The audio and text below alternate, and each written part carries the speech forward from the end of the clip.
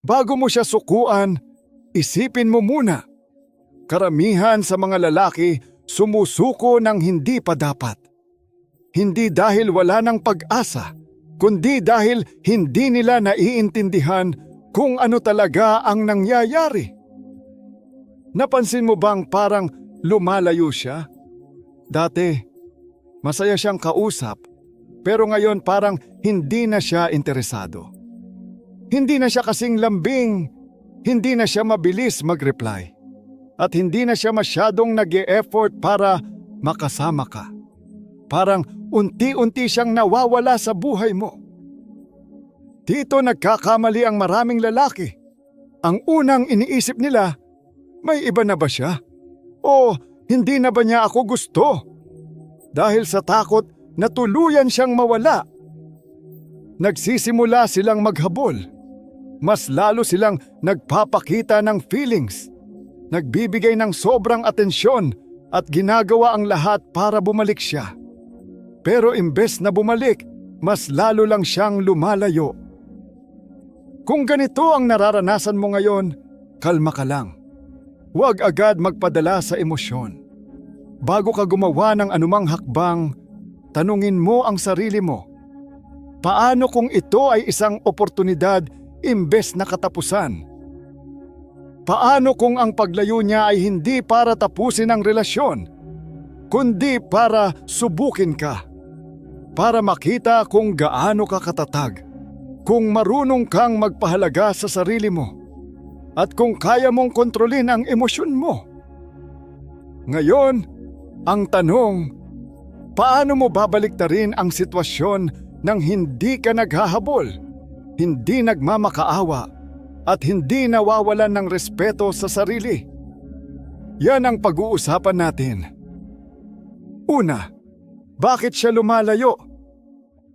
Napansin mo bang parang lumalayo siya? Maraming lalaki ang agad kinakabahan at iniisip na baka may iba na siya o baka hindi na siya interesado. Dahil sa takot na mawala siya, bigla silang nagiging sobrang sweet, mas madalas mag-text at ibinibigay ang lahat ng effort para lang bumalik ang dati niyang pagtrato. Pero sa halip na bumalik siya, mas lalo lang siyang lumalayo.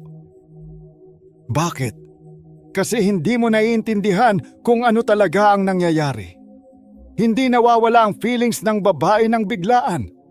Hindi siya basta gigising isang araw at magpapasyang hindi ka na niya gusto. Ang totoo, dahan-dahan itong nangyayari. Unti-unting nawawala ang excitement, ang challenge, at ang misteryo sa relasyon. Minsan, hindi niya rin sinasadya, pero subconsciously, tinetesting ka niya.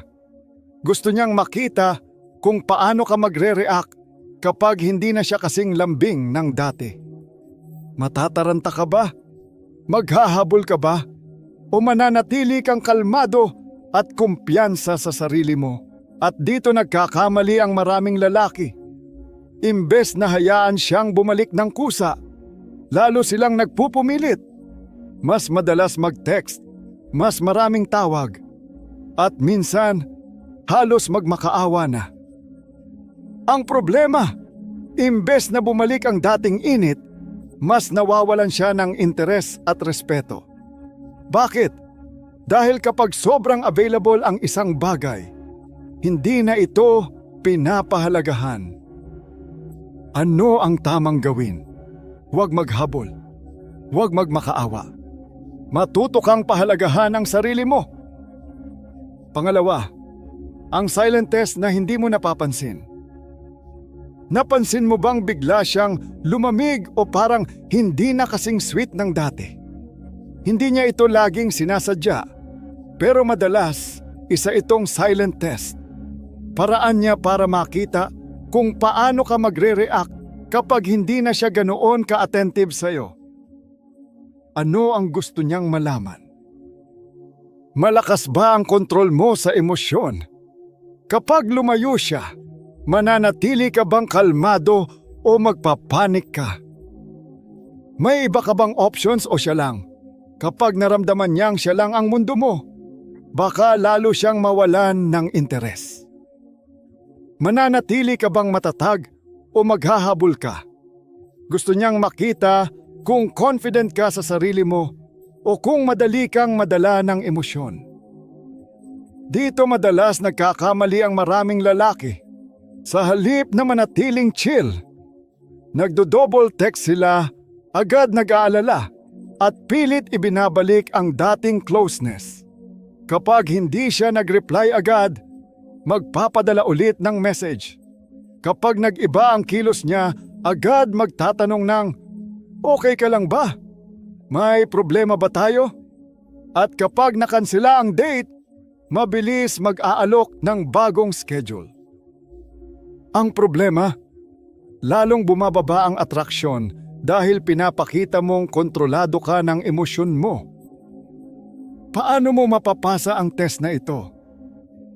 Huwag maghabol. Kapag lumayo siya, huwag mong pilitin. Huwag mag-react agad. Huwag padalos-dalos sa pagte-text o pagpapakita ng sobrang concern. Panatilihin ang respeto sa sarili.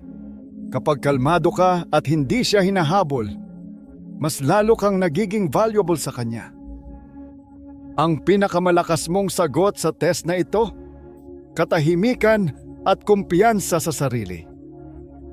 Pangatlo, ang lakas ng distansya at pagtitimpi. Maraming lalaki ang nagkakamali sa pag-aakala na mas mamahalin sila ng isang babae kapag lagi silang nandyan, laging available, at palaging nagpapakita ng effort. Pero ang hindi nila alam ay ito, mas naa-attract ang babae sa pagkawala mo kaysa sa palagi kang nandyan. Kapag palagi kang present, madaling maabot at laging nauuna sa kanya, nawawalan siya ng interes. Bakit? Kasi wala na siyang kailangang gawin para makuha ang atensyon mo. Alam niyang kahit anong mangyari, andyan ka lang. At kapag alam niyang hindi ka mawawala, doon siya nagsisimulang mawalan ng excitement at challenge. Pero paano kung hindi ka na kasing dali maabot? Dito nagsisimula siyang magtaka. Bakit hindi siya nagre-react? Bakit hindi siya nag-message? May iba na ba siyang pinagkakaabalahan? Kahit wala kang ginagawa, nagsisimula na siyang mag-isip tungkol sa iyo. Paano mo ito magagamit ng tama? Huwag siyang i-text agad. Kung hindi siya nagparamdam, huwag mo siyang unahan. Huwag mag-like sa post niya. Huwag ipakita na nakatutok ka pa rin sa kanya. Unahin ang sarili at layunin sa buhay. Gamitin ang oras mo para sa mas mahalagang bagay kaysa sa paghihintay sa kanya. Ano ang epekto nito? Nagsisimula siyang magtaka kung nawala na ang interes mo at doon niya mararamdaman ang pagkawala mo. Kapag napansin niyang hindi ka na kasing available tulad ng dati, mas lalo kanyang maaalala at mapapansin ang halaga mo. Pang-apat, ano ang dapat gawin kapag siya ay lumalayo? Kapag napansin mong lumalayo siya, ano ang unang gagawin mo? Maraming lalaki ang agad na nag-aalala at sinusubukang ayusin ang sitwasyon. Minsan, nagpapakita sila ng sobrang daming emosyon. Paulit-ulit na sinasabi kung gaano nila kamahal ang babae o kaya bumabawi sa sobrang sweet na paraan. Iniisip nila na kung gagawin nila ito, babalik ang dating lambing ng babae. Pero ang totoo, mas lalo siyang lalayo. Bakit? Kapag nag-overreact ka at nagpakita ng sobrang pag-aalala, pinapakita mong hindi mo kaya ang distansya. Pinapakita mong ikaw ang mas nangangailangan at dahil dito, parang nawawala ang halaga mo sa paningin niya. Ano ang tamang gawin? I-match ang energy niya. Kung lumalayo siya, hayaan mo lang. Huwag mong pilitin na bumalik agad ang dating closeness ninyo. Huwag sobrahan ng effort. Hindi mo kailangang bumawi sa sobrang sweet na paraan o ipilit ipaliwanag ang nararamdaman mo. Maging matatag at kalmado. Ipakita mong kahit lumalayo siya, hindi mo siya hahabulin. May sarili kang buhay at hindi mo kailangang umasa lang sa kanya para maging masaya. Ano ang magiging epekto nito? Kapag nakita niyang hindi ka nag-aalala at hindi mo siya hinahabol, magtataka siya. Magsisimula siyang mag-isip, bakit hindi siya nag-react tulad ng ibang lalaki? At kapag nagsimula siyang magtanong, doon babalik ang interes niya. Sa halip na habulin siya, panatilihin ang respeto sa sarili. Ito ang tunay na magpapataas ng halaga mo sa paningin niya. Panlima, kapag bumalik siya, ano ang dapat mong gawin? Matagal kang nanahimik, hindi naghabol, at inuna mo ang sarili mo. Ngayon, bigla siyang nag-message. Ano ang gagawin mo? Karamihan sa mga lalaki, sobrang natutuwa kapag bumalik ang babae. Agad siyang tinatanggap nang walang kahit anong effort mula sa kanya. Iniisip nila, yes, bumalik siya. Ibig sabihin, gusto niya pa rin ako. Dahil dito, bumabalik sila sa dating ugali. Sobrang bigay ng atensyon, sobrang lambing, at parang hindi nawala ang dating dynamics. Ang problema, kapag nakita niyang sobrang excited ka at madali kang bumalik sa dati, iisipin niyang hawak ka pa rin niya. Malalaman niyang kaya kanyang kontrolin kahit kailan niya gusto at mawawala ulit ang challenge. Ano ang dapat mong gawin? Huwag ipakita na sobrang excited ka.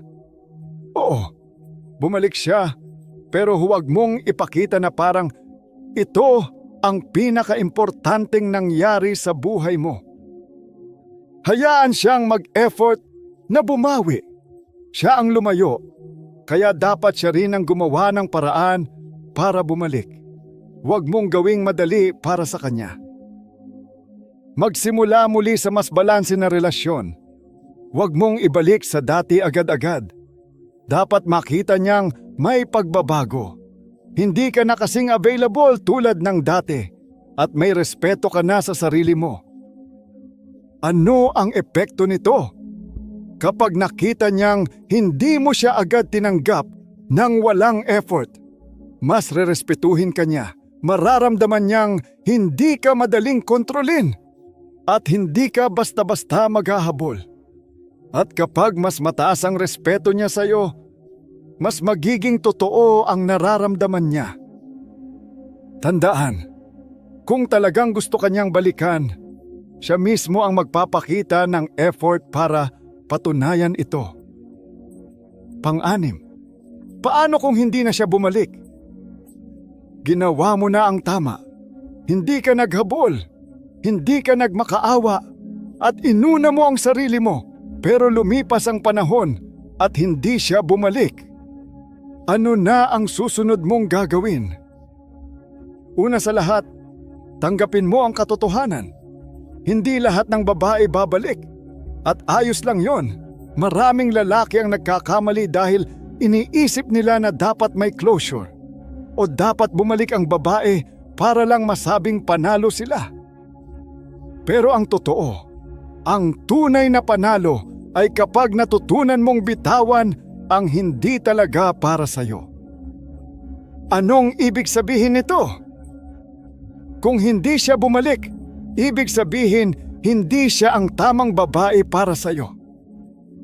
Hindi mo kailangang habulin ang isang taong hindi sigurado sa'yo. Hindi mo dapat gustuhin ang isang babaeng nananatili lang dahil hinahabol mo siya.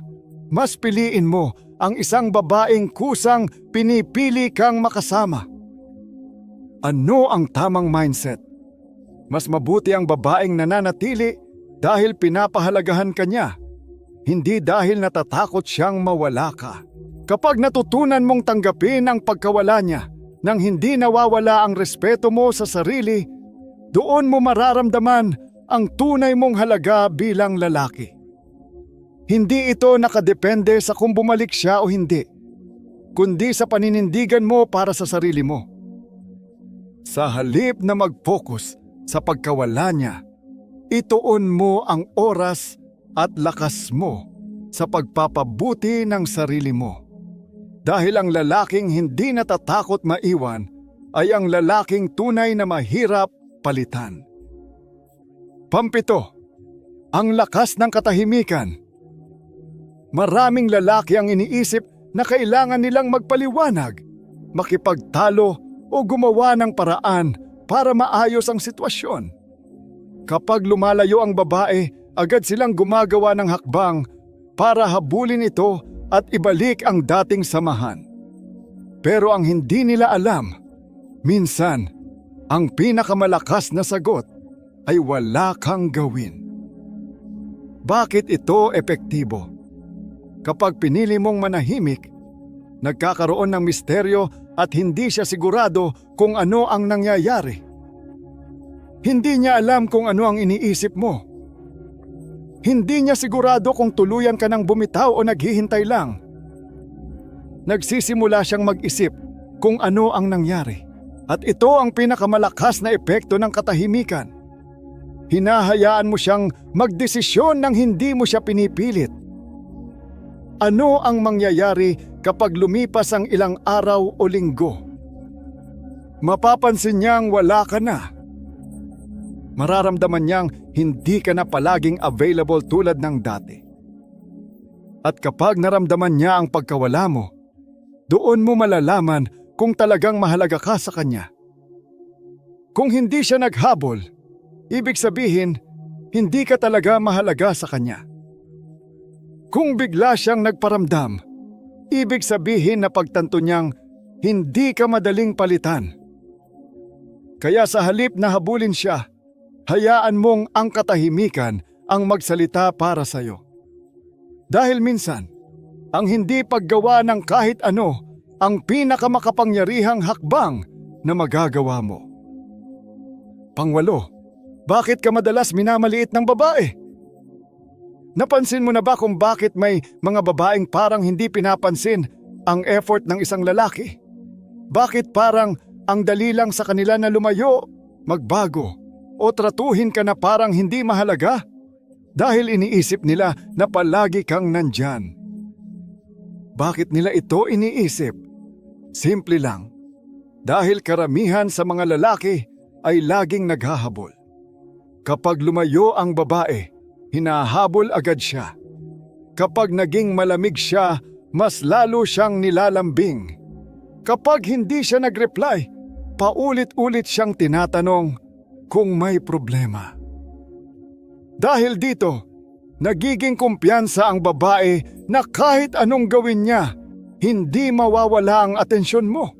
Hindi siya natatakot na mawala ka. Kasi alam niyang kahit anong mangyari, andyan ka pa rin. Ano ang mangyayari kapag hindi mo siya hinahabol? Dito nasisira ang inaasahan niya. Magtataka siya. Bakit hindi siya nagre-react? Mapapaisip siya, mahal pa ba niya ako? Magsisimula siyang pagdudahan ang desisyon niyang lumayo. Kapag hindi ka madaling maabot, doon ka lang niya tunay na mapapansin. Kaya kung gusto mong respetuhin ka, huwag mong gawing sobrang dali para sa kanya. Ang lalaking hindi takot maiwan ay ang lalaking hindi madaling palitan. Pansyam, kailan nagsisimula siyang maramdaman ang pagkawala mo? Sa simula, parang wala lang sa kanya. Normal lang. Hindi ka nag-text, hindi ka tumawag, hindi ka nagparamdam. Iniisip niya, babalik din yan. Hintayin ko lang. Pero habang lumilipas ang mga araw, nagbabago ang pakiramdam niya. Ang katahimikang dati niyang hindi pinapansin, biglang nagiging kakaiba. Wala kang text, wala kang tawag, wala kang kahit anong interaction sa social media niya. At dito siya nagsisimulang mag-isip, Tinitingnan niya ang phone niya. Akala niya may mensahe ka, pero wala. Napapaisip siya. Ako na ba ang nawalan? Nagsisimula siyang mag-alala. Bakit parang hindi siya naapektuhan? Ito ang hindi naiintindihan ng maraming lalaki. Madalas sumusuko sila bago pa gumana ang katahimikan nila. Dahil sa takot na makalimutan, sila ang unang nagme-message ulit.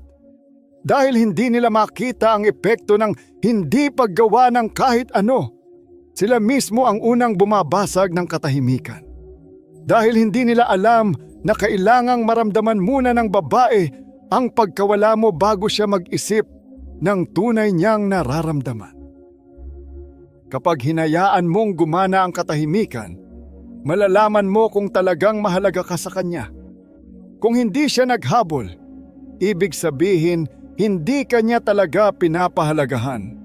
Kung siya ang unang magparamdam, ibig sabihin nararamdaman na niya ang pagkawala mo at hindi niya gusto yon. Pansampu, ang hindi sinasabing batas ng atraksyon. Maraming lalaki ang hindi alam na ang halaga nila sa isang babae ay nakadepende sa kung gaano sila kahirap palitan. Kung madali kang makuha, madali ka rin niyang balewalain. Kung palagi kang nandyan, hindi niya kailangang tanungin ang sarili kung ano ang pakiramdam nang mawala ka. Ano ang nangyayari kapag palagi kang available? Hindi niya kailangang pag-isipan kung mahalaga ka talaga sa kanya. Hindi niya maiisip kung ano ang pakiramdam nang mawala ka. Hindi niya mararamdaman ang takot na mawala ka. Dahil alam niyang hindi ka mawawala, nagiging kampante siya. Alam niyang kahit anong gawin niya, hindi ka aalis. At doon siya nawawalan ng interes.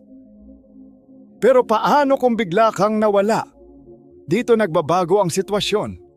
Nagsisimula siyang mag-alala kung nasanay lang siya na andyan ka palagi. Napapaisip siya kung tama ba ang naging desisyon niyang lumayo. Naguguluhan siya kung bakit bigla kang hindi na naghabol.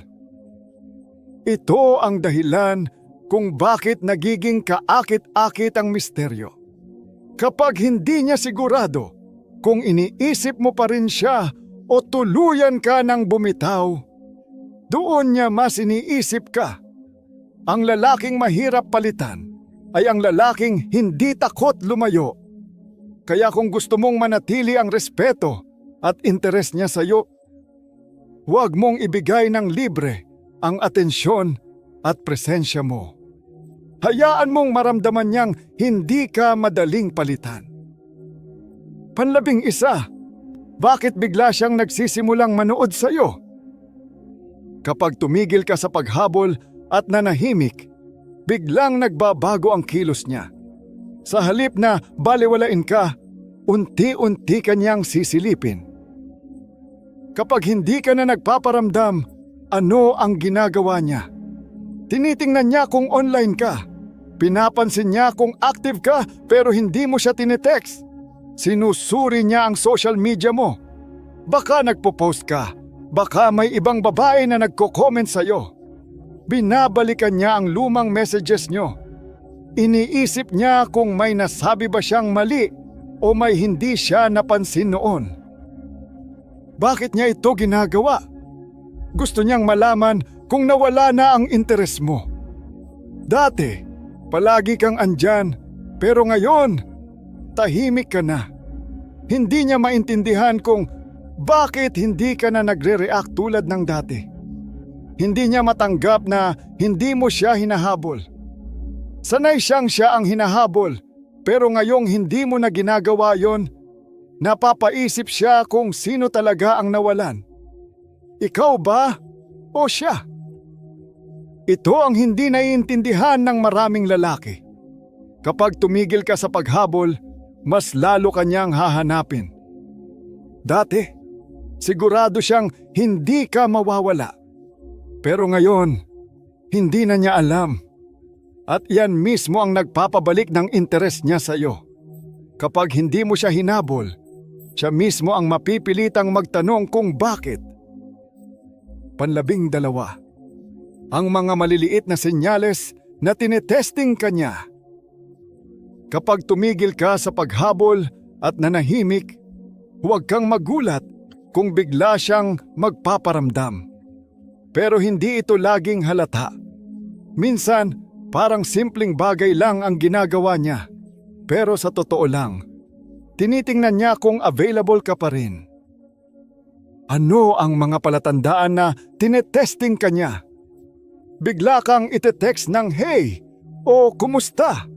Magre-react siya sa post mo sa social media pero hindi ka directly kinakausap. Magtatanong siya ng random na bagay na parang walang koneksyon sa inyo. Bakit niya ito ginagawa? Gusto niyang malaman kung available ka pa rin. Tinitingnan niya kung madali ka pa rin niyang makuha. Sinusubukan niyang makita kung hahabol ka ulit. Ano ang karaniwang pagkakamali ng mga lalaki? Mabilis sumagot. Sa sobrang excitement, halos wala pang 1 minuto, nagre-reply na agad. Sobra agad ang tuwa. Biglang nagiging sobrang sweet. Parang hindi nawala ang distansya sa pagitan nila. At dahil dito, naiisip niya na kaya ka pa rin niyang kontrolin.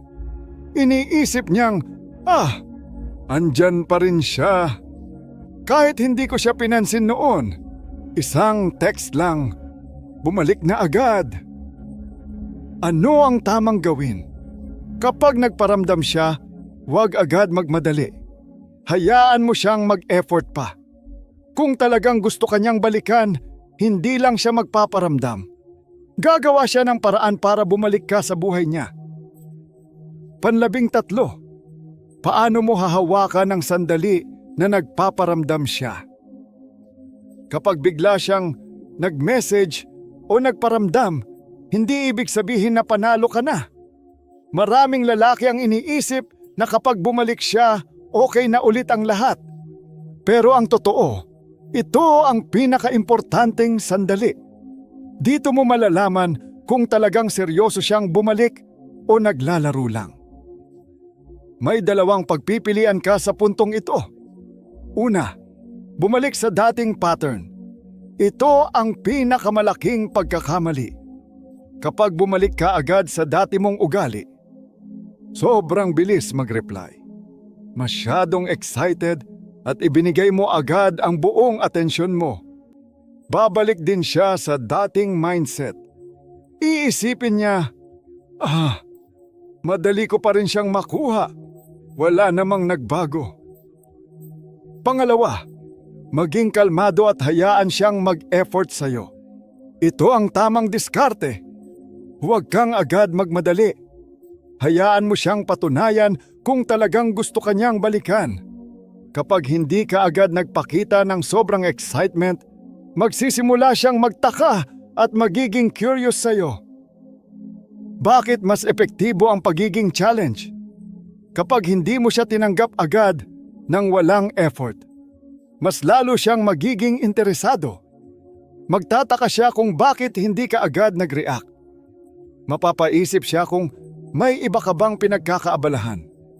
Mas lalo siyang maiengganyo na patunayan na sincere siya sa pagbabalik niya. Ang sikreto, huwag gawing madali para sa kanya ang pagbabalik. Dapat niyang ipakita na seryoso siya at hindi lang trip-trip lang ang pagpaparamdam niya.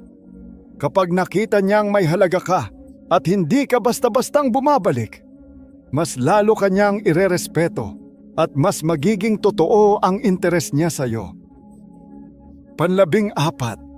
Ang ultimate mindset shift. Maging lalaki na hindi kailangang maghabol. Kung gusto mong magkaroon ng respeto at tunay na halaga sa isang babae, huwag mong gawing mundo ang isang babae. Maraming lalaki ang nagkakamali dahil masyadong nakatutok sa isang babae at nakakalimutan ang sarili nilang halaga. Kapag ginawa mo ito, nawawala ang mystery at challenge. Kaya sa huli, nawawalan siya ng interes. Sa halip na habulin siya, bigyan siya ng espasyo at hayaan siyang maramdaman ang pagkawala mo. Hindi mo kailangang pilitin ang isang babae na manatili sa buhay mo. Dapat siya mismo ang makaramdam na mahirap kang palitan. Bakit mas nagiging valuable ka kapag hindi ka madaling makuha? Kapag palagi kang available, nawawala ang excitement at challenge. Kapag hindi ka laging nakatutok sa kanya, mas lalo niyang gugustuhing mapansin ka. Kapag marunong kang magbigay ng distansya, mas nagiging malakas ang epekto ng presensya mo. Paano mo ito gagawin? Ituon ang oras sa sarili mong goals at ambisyon. Huwag gawing sentro ng buhay mo ang isang babae. Mas mahalaga ang sarili mong pangarap. Gamitin ang oras mo para mag-improve at hindi lang para maghintay sa kanya. Mag-focus sa fitness, career, skills o passion mo. Panatilihin ang mataas na standards sa sarili. Kapag mataas ang tingin mo sa sarili mo, mararamdaman ng ibang tao, including siya, ang tunay mong halaga. Ang mindset ng isang tunay na lalaki, hindi siya naghahabol, siya ang hinahabol. Hindi siya namimilit, siya ang pinipili. Kapag natutunan mong unahin ang sarili mo at huwag umasa sa validation ng iba, mas lalo kang magiging kaakit-akit. Hindi lang sa kanya, kundi sa buong mundo. 15. Kapag hindi siya bumalik, ano ang dapat mong gawin? Hindi lahat ng babae ay babalik at hindi mo kailangang problemahin ito. Maraming lalaki ang iniisip na kapag hindi bumalik ang babae, ibig sabihin na talo sila. Pero ang totoo, hindi ito talo. Isa itong panalo. Bakit? Dahil nawala sa buhay mo ang isang taong hindi marunong pahalagahan ka. Dahil hindi mo kailangang habulin ang isang babaeng hindi sigurado sa iyo. Dahil mas mabuti nang mawala siya kaysa ipilit ang sarili mo sa isang taong hindi ka talaga gusto. Kung hindi siya bumalik, ibig sabihin hindi siya seryoso sa iyo. At sa halip na malungkot, isipin mo ito bilang isang blessing. Mas mabuti nang malaman mo ng maaga kaysa maubos ang oras mo sa isang taong hindi ka pinapahalagahan. Ano ang dapat mong gawin? Tanggapin ito ng may respeto sa sarili. Huwag maghabol, huwag magmakaawa at huwag magalit. Ang tunay na lalaki ay alam kung kailan siya dapat bumitaw. Ilaan ang oras sa mas mahalagang bagay. Gamitin mo ang pagkakataong ito para ayusin ang sarili mo sa karir, kalusugan at personal na pag-unlad. Panatilihin ang respeto sa sarili. Huwag ibaba ang standards mo para sa isang taong hindi kayang makita ang tunay mong halaga. Ang pagkawala niya ay hindi katapusan, kundi simula ng isang mas magandang kwento. Ang kwento ng isang lalaking natutong piliin ang mas mabuti para sa sarili niya. 16. Bakit hindi ka dapat mag-react kahit anong gawin niya? Kapag lumayo ang isang babae, malaki ang chance na subukan niyang makuha ulit ang atensyon mo. Kahit hindi direkta, hindi siya laging lalapit ng harapan. Pero may mga paraan siyang gagawin para makita kung magre-react ka. Ano ang mga ginagawa niya para makita kung papansin ka pa rin? Nagpo-post ng masaya niyang buhay. Parang ipinapakita niyang okay lang siya kahit wala ka. Pero huwag kang magpadala. Nagpo-post ng quotes na parang may pinapatamaan. Alam niyang makikita mo ito. Pero huwag mong bigyan ng pansin. Biglang magpaparamdam. Maaring simpleng hi lang o isang random na mensahe para makita kung bibigay ka ulit. Bakit hindi ka dapat mag-react? Kapag hindi mo siya pinansin o hindi ka nag-react, Doon siya naguguluhan at nagsisimulang mag-isip. Magtataka siya kung bakit hindi ka naapektuhan. Mapapaisip siya kung hindi ka na ba interesado. Mas lalo siyang magiging curious tungkol sa iyo. Ano ang dapat mong gawin? Huwag kang sumabay sa laro niya. Ang pinakamalakas mong sagot ay katahimikan at hindi pag-react. Kung may pinost siya, hayaan mo lang. Kung nagparamdam siya, huwag agad tumalon pabalik. Kapag hindi mo siya pinansin, ikaw ang may kontrol. At sa puntong ito, siya na mismo ang magsisimulang maghabol. 17. Detachment. Ang tunay na game changer.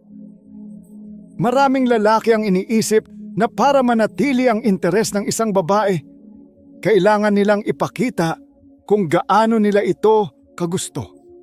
Pero ang totoo, mas nagiging interesado ang babae kapag hindi mo siya hinahabol. Kapag hindi mo na siya hinahanap, doon siya nagsisimulang maghanap sa iyo. Kapag hindi mo na siya hinahabol, doon niya maiintindihan ang tunay mong halaga. Ito ang tinatawag na detachment, ang kakayahang maging masaya at buo, kahit wala siya, kahit hindi mo makuha ang atensyon niya. Ano ang ibig sabihin ng detachment? Ang tunay na lakas ng isang lalaki ay hindi sa pagiging dominante o palaging nagpapakita ng interes. Ang tunay na lakas ay nasa pagiging detached. Hindi mo kailangang umasa sa atensyon o reply niya para maramdaman mong mahalaga ka. Hindi mo kailangang patunayan ang sarili mo sa kanya. Dahil alam mo na ang halaga mo kahit hindi niya ito ipakita. Hindi ka natatakot na mawala siya. Dahil kung talagang para sa'yo siya, hindi mo kailangang maghabol. Bakit ito ang tunay na game changer? Kapag natutunan mong hindi umasa sa validation niya, ikaw ang may hawak ng kontrol. Hindi mo na iniisip kung kailan siya magre-reply. Hindi mo na sinusubukang kumbinsihin siyang piliin ka. Hindi mo na hinahanap ang kasiguruhan mula sa kanya dahil sigurado ka na sa sarili mo. At sa sandaling matutunan mong maging detached, doon mo makikita ang totoong pagbabago. Dahil ang lalaking hindi takot mawalan ay ang lalaking mahirap palitan. 18. Paano kung bumalik siya? Kapag bigla siyang bumalik, huwag kang magmadali. Maraming lalaki ang nagkakamali dahil sa sobrang tuwa, agad silang bumabalik sa dati. Parang walang nangyari. Parang hindi sila iniwan.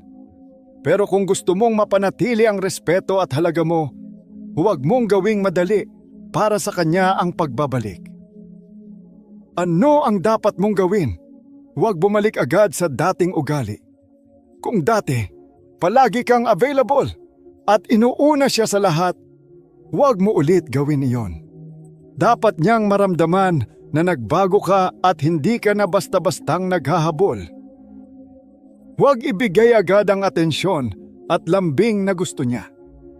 Minsan, bumabalik lang ang babae hindi dahil gusto kanyang balikan, kundi para lang makita kung kaya ka pa niyang kontrolin. Kung ibibigay mo agad ang atensyon mo, iisipin niyang hindi siya kailangang mag-effort para sa'yo. Hayaan siyang magpakita ng effort bago mo siya bigyan ng pansin. Kung talagang gusto kanyang balikan, dapat niyang patunayan ito. Dapat may effort at consistency bago mo siya muling bigyan ng halaga sa buhay mo. Tandaan, kung tunay kang mahalaga sa kanya, patutunayan niya ito sa aksyon, hindi lang sa salita. Hindi sapat ang I miss you o nagkamali ako. Ang tunay na pagbabalik ay hindi lang sa salita, kundi sa gawa at effort na ipapakita niya sa iyo. Sa huli, ang tunay na panalo ay hindi ang pagsisikap mong kumbinsihin siyang bumalik, kundi ang pagiging isang lalaking hindi kailangang maghabol. Kapag natutunan mong huwag umasa sa atensyon ng isang babae para maramdaman ang halaga mo, mas nagiging kaakit-akit ka. Hindi lang sa kanya, kundi sa iba rin. Ang tunay na lakas ay hindi sa pagiging dominante o sa pagiging laging available. Ang tunay na lakas ay nasa pagiging isang lalaking buo, may respeto sa sarili at hindi takot maiwan. Tandaan ito. Hindi mo kailangang habulin ng isang babae para lang mapansin ka. Hindi mo kailangang baguhin ang sarili mo para lang magustuhan ka niya. Ang tamang babae ay hindi mo kailangang pilitin.